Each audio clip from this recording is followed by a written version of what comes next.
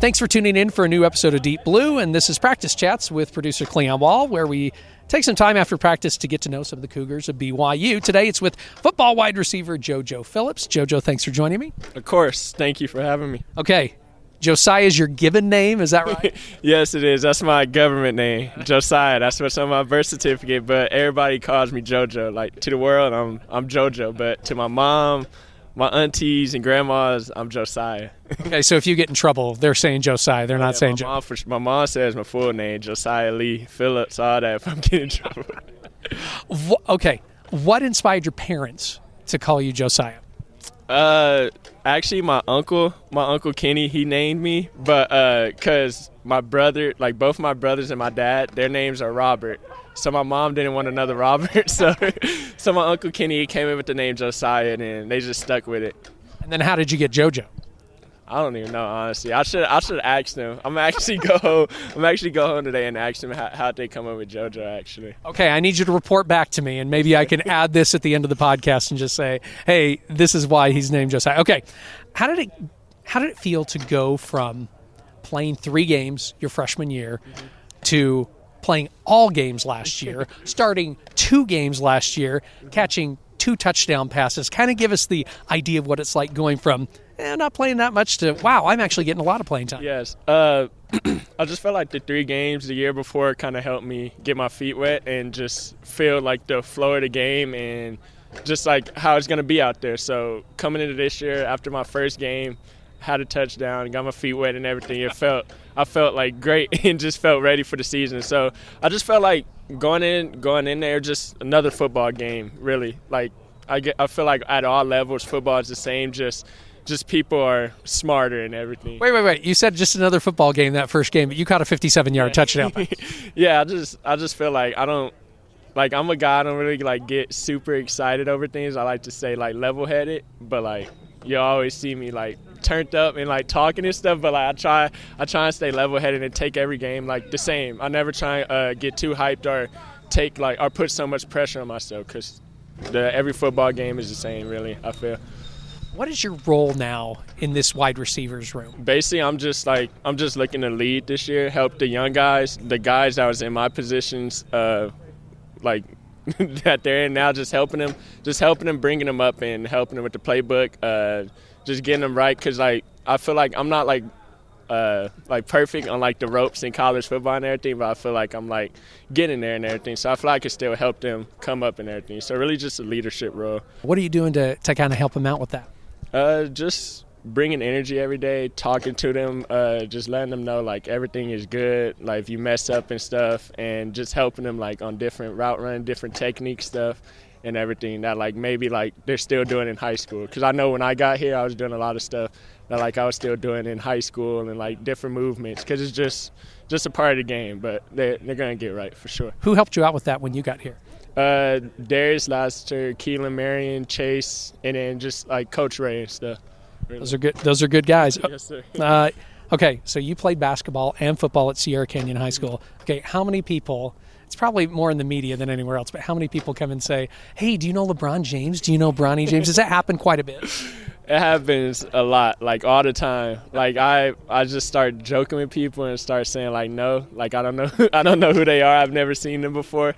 But yeah, I get asked the question a lot once people find out that I went to Sierra Canyon and stuff. So what is your relationship like with them? We're pretty cool. Like I wouldn't say like we're like best of friends, but like if we see each other, like we know who each other are and everything. We're like cool like that. So they didn't leave tickets for you when the Lakers came into town to play the Utah Jazz?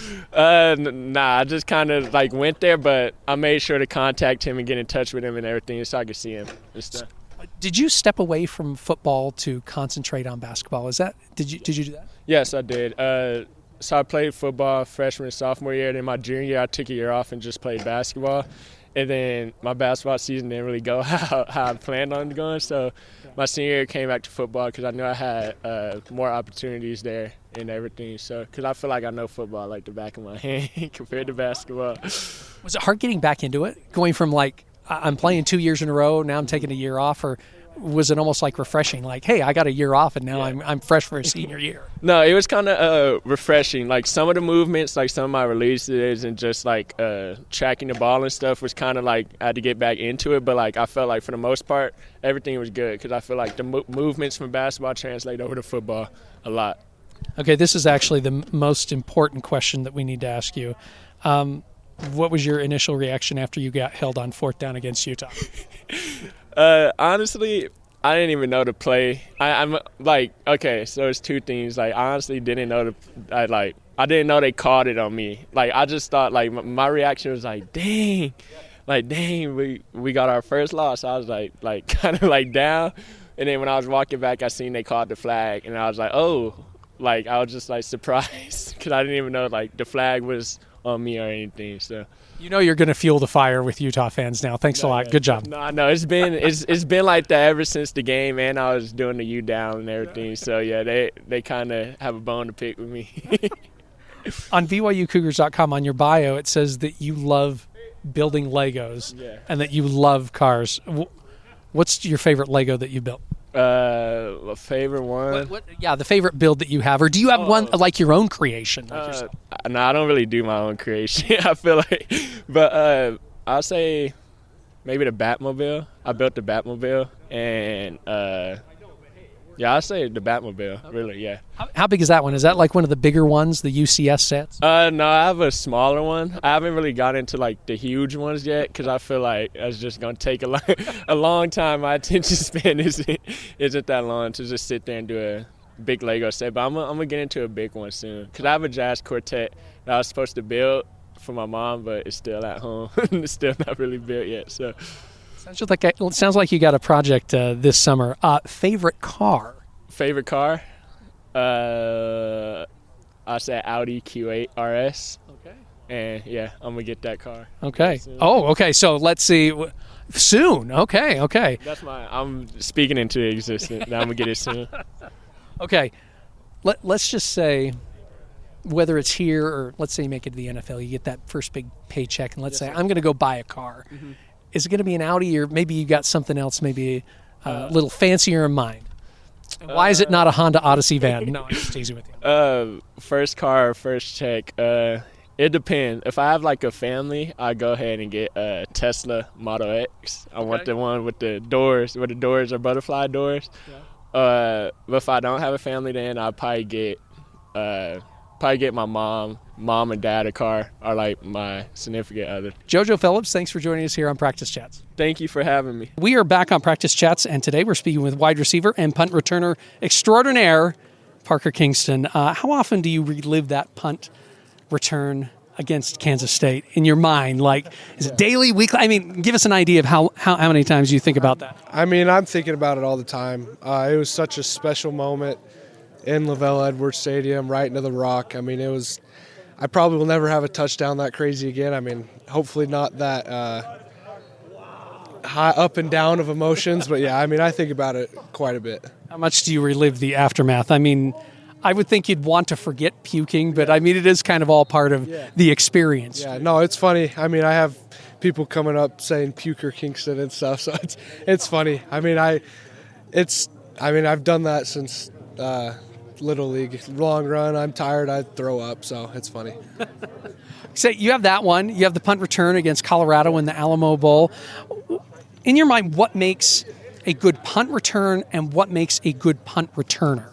I would say a good punt return starts with all the hold up at the line of scrimmage. I mean, for every second that our team gets hold up, that's another 10 yards that I have on my return. And I would say just a good punt returner is just learning, like, just having that feel of the defenders and how the return's working. And, I mean, we practiced that exact return hundreds of times this whole year. So it's just lined up perfectly. I had Trey, who blocked the gunner right when I needed him, and everything else opened up. What's the best decision you made as a punt returner, and what's the worst decision you've made as a punt returner? Ooh, the best decision. The best decision I made was to catch that one in Colorado. Sam was talking to their punter after, and he's like, I've never had any punt returner catch that punt because it's a different spinning punt. And Sam's like, I've been kicking that to him all year. But the worst decision I made, Some could have said the Kansas State, but it turned out good. It was the Kansas State, honestly. I had a terrible read on it, misjudged it, and tipped it off my hand, and the rest happened. Yeah. All I've talked about is punt returns here because I called you a punt returner extraordinaire. But, you had 13 catches last year for 196 yards and a TD. You also had 6 rushers for 43 yards.